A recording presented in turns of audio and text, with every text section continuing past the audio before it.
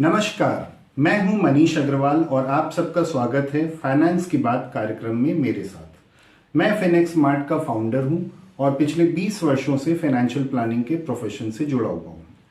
हम सभी ने कभी न कभी कहीं न कहीं अपने अपने इन्वेस्टमेंट्स कर रखे होंगे, लेकिन मैं आज बात करने जा रहा हूं इंश्योरेंस में इन्वेस्टमेंट करने एवं म्यूचुअल फंड में इन्वेस्टमेंट करने के फर्क के बारे में।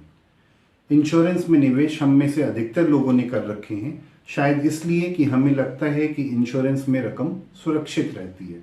मेरे संपर्क में आने वाले अधिकतर निवेशकों से ये पूछने पर कि आपने कितने का इंश्योरेंस ले रखा है, वो मुझे अपने प्रीमियम के बारे में बताते हैं।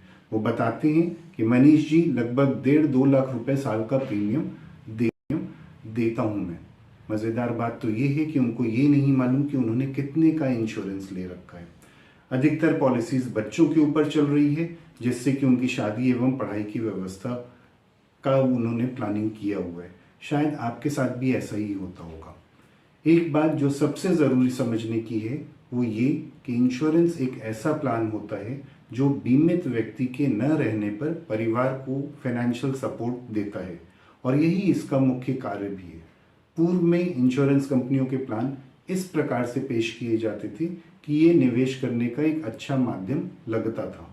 अधिकतर इंश्योरेंस प्लान महंगाई दर के नीचे के अथवा उसके आसपास के रिटर्न डिलीवर करते हैं। ऐसी स्थिति में आपका निवेश किया हुआ पैसा महंगाई से लड़ने में अक्षम हो जाता है। इंश्योरेंस प्लान में सबसे बेहतर टर्म इंश्योरेंस होता है और ये सबसे कम प्रीमियम पर आपके परिवार को एक बड़ी वित्तीय सहायता प्रदान करता है।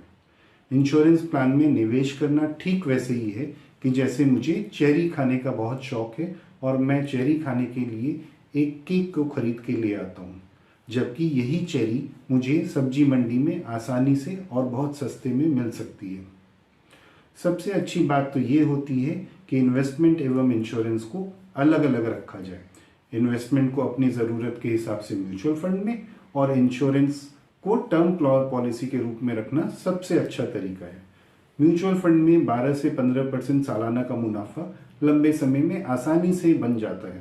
इसमें हर साल पैसे डालने की आवश्यकता नहीं होती और आप चाहें तो एसआईपी के माध्यम से हर महीने अपने पैसों को इन्वेस्ट करके एक बड़ी रकम बना सकते हैं। एटीसी के लिए अगर आप इंश्योरेंस खरीदते हैं तो उसके लिए भी आप म्यूचुअल फंड में ही निवेश करके एटीसी के अंतर्गत आने वाले 1.5 लाख रुपए की बचत आप कर सकते हैं। बच्चों की पढ़ाई या शादी या अपने रिटायरमेंट के लिए म्यूचुअल फंड में निवेश करना सबसे अच्छा साधन है। लंबे समय के लक्ष्य में इसमें दूसरे किसी भी इन्वेस्टमेंट ऑप्शन के मुकाबले सबसे ज़्यादा रिटर्न जनरेट होते हैं।